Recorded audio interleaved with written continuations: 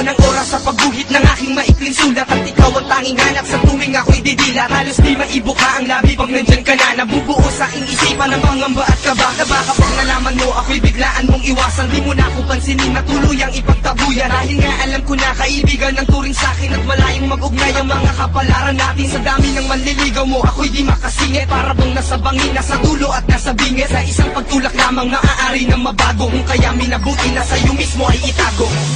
Tingin na lang ba ako sa'yo? At hanggang tingin na lang ba ang tulad ko? Hindi alam ang gagawin, sadyang natutuliro. Paano nga ba sasabihin kung merong laman ang puso mo? Tingin na lang ba ako sa'yo?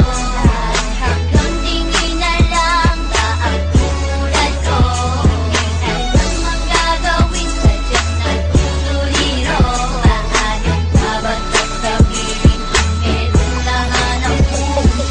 Hanggang sa pagtingin na lang ba pwedeng maganap ang mga bagay na sa pagsulyap na lang nalalasap? Sapagkat ang damdamin mo iba ang unang nakabihan. Nahulog ka sa kanya kahit walang gamit na bitag. At sumasabay sa pagtibok ng puso ang kirot, na parang doble ang sakit sa kahit na anong kurot. Kapag natatanaw ko na nakapalibot ng ilan, sa iyong mga manliligaw ako'y kinakabahan. Parang nais kong ipagsigawan na mahal kita, ngunit wala akong lakas ng loob para isampa ang sarili ko at mag-asam na ika'y mapasakin. Na habang dumadampi sa aking balat simoy ng hangin, ay kasakasama ka kahit hanggang pangarap lang. Kahit sabihin ng ilan na labis ang pagkahibang, ayos lang sa'kin magbuang basta ikaw ang dahilan. Ikaw ang Diyosa para sa'kin, pagkatandaan mo yan.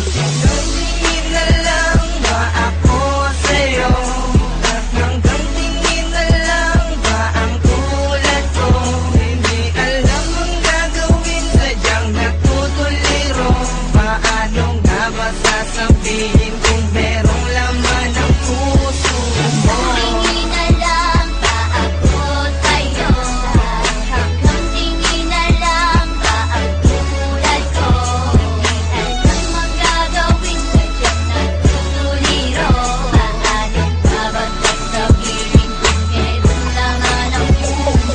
Ilang araw ang lumipas na hindi ka nasilayan. Paulit-ulit ko na tinatawag ang iyong pangalan. Nagbaka sakali na baka nandun ka sa tambayan. Ngunit bakit kahit ang anino di na aninaga? Nagpatuloy maglakad habang nakatingin sa lupa. At habang nangingilit sa aking mga mata ang luha, iniisip kung paano maaaring ipagbatid. Dahil baka ganito mangyari at tayo ay mapatid. Sino ba naman